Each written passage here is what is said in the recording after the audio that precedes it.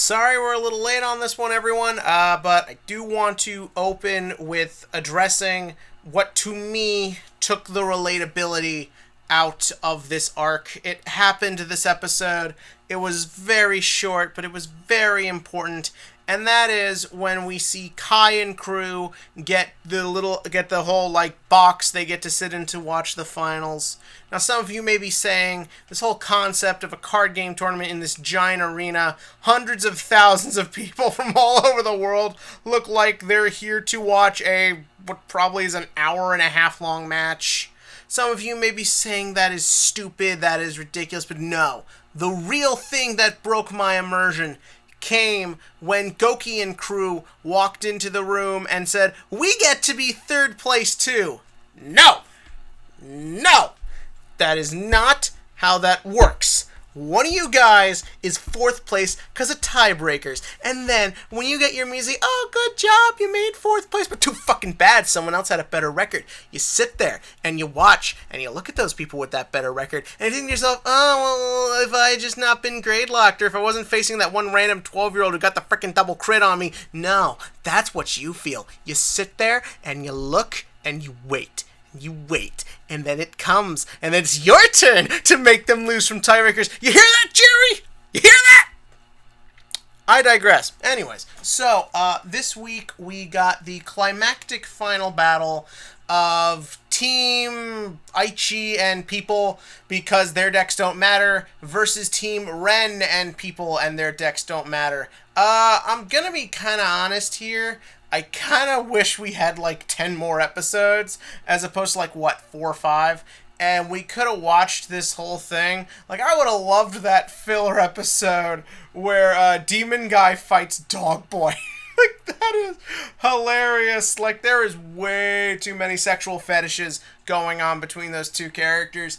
That would have been really funny because, Mega Colony's getting support. Would have loved to have seen that. I don't really care. No wait. Frickin' Nubatama getting support, or more Akuma. Nubas, yeah, he plays Nubas. Nubas getting support. Where's their love? I forget what the other guy plays. Frickin' Lukier is back. A ton of positive reaction. I didn't know Lukier was that popular. Nothing for her.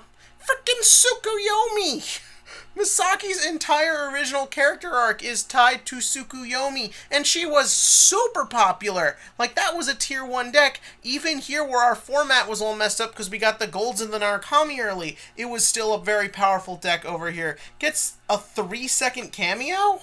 I don't know. It's just one of those things where it's the real world of how you play influences the anime, and as much as we want to see these archetypes and decks get, their time in the spotlight, and it's all kind of got to get pushed aside because we have 3 to 4 episodes left to wrap this whole thing up.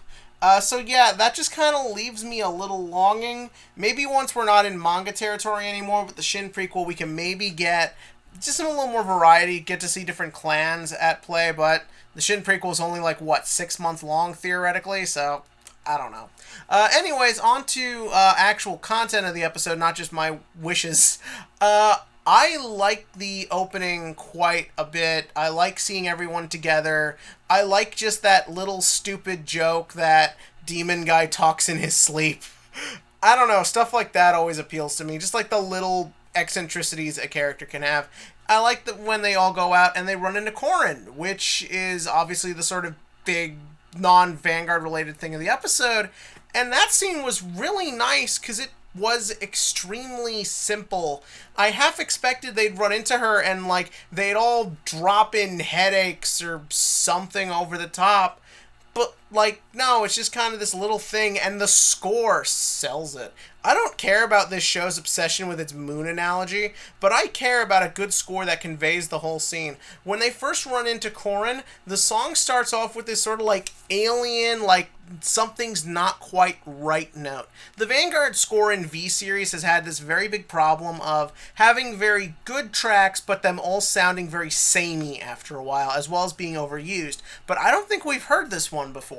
So I think this was a very unique way to introduce such a very important music, and I think it really puts in the impact of the scene without being too overbearing and forceful. But at its core, the sort of thing this score does is then when they get closer to her and she says hi and they just kind of start talking for a sec, we have this very nice music come into play, and it sort of gives off this impression of, this is strange, this is weird, our whole relationship and past we don't know about with this person is strange and weird, but it feels right. This is how it's supposed to be. We're all supposed to be together despite whatever weird things the universe has in store for us.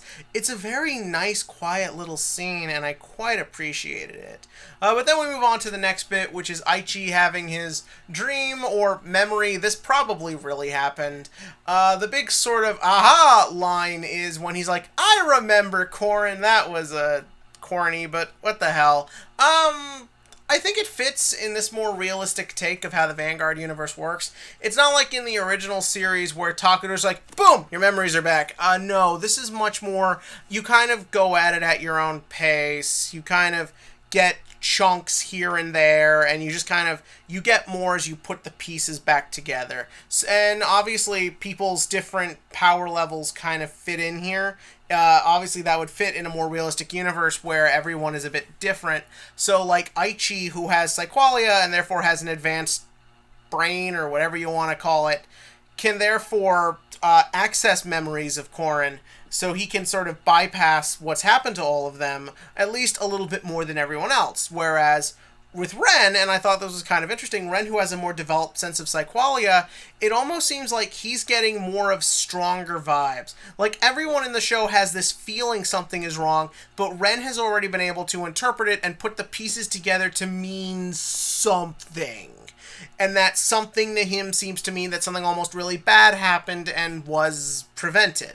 I think that's kind of a very nice, interesting way to kind of go about it. It gives it a unique feel and a unique detail, as well as kind of gives characters different levels of importance and allows for the focus to just be on in the moment instead of always just building up to a climax that, let's be real here, will probably feel a little rushed. Yeah, that was good. I like it when they're fighting and, like, the intensity brings it back as we see the one moment in both reality and fiction where Messianic Lord Blaster will be good. That bit I quite enjoyed. Frickin' Mordred Phantom. I love the expressions in the card fight Aichi and Ren have. Ren just spends the whole time with this look on his face like, ah, fuck, and Aichi's kind of like, oh dear. That I thought was fun. So many extra crits being brought on in the fight. I also love when Blaster Dark attacked on the grade 2 turn, and it almost looked like he was using a jetpack. That was fun. The one thing I didn't like in the fight, I mean, besides the fact that Aichi won it exactly the same way he won the last fight, I mean, the shot of Blaster Blade and Blaster Dark, you know, like, having swords clash is always cool, but it did ultimately kind of go the same way. It was just to show off Mordred Phantom for the 5 seconds it'll be on screen. But I do kind of like the way Mordred Phantom is used. I like that Aichi actually put up a full board insinuating he was very careful with how he used his hand, always important. The one thing I would not do personally, and maybe this is just me, I tend to play a bit more safer, I would not have played the Epona that early. Like, I would not have put it behind the Blaster Blade. I understand the extra crit is important and is something the anime has really tried to market. But to me, it's kind of like, just as a standard Vanguard play, it's really not a good idea to give up triggers and protection, especially against a deck like Shadows that can just be so fucking powerful sometimes. And also, don't give him the extra counterblast, dude. Like, if he does he could, I don't know if the new builds will play Phantom Blaster Dragon, but don't give him the extra chances to do shit. But that's just me. Oh, and the last little thing, when Masaki fought Asuka, and Masaki is so determined to win, and the way you see her up holding her head, the Korin's hairband, or whatever you want to call it, That's also a nice little inkling of different senses of how people react. Misaki had a deeper connection to Korrin than the others did, even Aichi. So therefore, she has that stronger sense. Plus, she has her memory brain power thing. So she kind of also has a feeling, but for her, she has no visual metaphor, no overly strong interpretation, just that feeling of we gotta do this, we gotta get there, and the instinctual reaction will hold the thing that is the last gift from a friend. So yeah, all in all, I quite like a lot of the way the little details are held. I quite like a lot of the way the score was used. I just really kind of would want that episode where you see Tsukuyomi go off, or where you see the new Mega Colony stuff, or you see Demon Guy just be funny. Okay, depending on who you ask, we've had either too much or not enough, but that's just my personal take. I still really enjoyed what we got. But tell me what you thought about that below. Kind of a lot to sort of consider when judging how what was supposed to be our big climactic tournament match went. So, yeah. So anyways, as for the Vanguard question of the week, I think Mordred deserves the attention. What do you think of this new version of the card? Because I'm telling you right now, Shadows have this tendency of just going way too over the top. I feel like potentially being able to have your entire front row get 3 crit in one turn might be a little much, but of course, same thing with Gancelot. You've got to actually be able to get to said Blaster Darks. Even though Blaster Dark is a good card, it can sometimes be a little counterintuitive for the deck. But we'll see about that as time goes. If anything, I think it'll see a lot of play in Premium where you have a lot more ways to abuse with Blaster Dark. But we'll see about that later. And as always, so tell me that below. And as always, click to like, click to subscribe, and join me next week for the climactic battle where we get to see Excel 2 be used, because let's be real here, what other reason would you have to use Excel 1 at this point?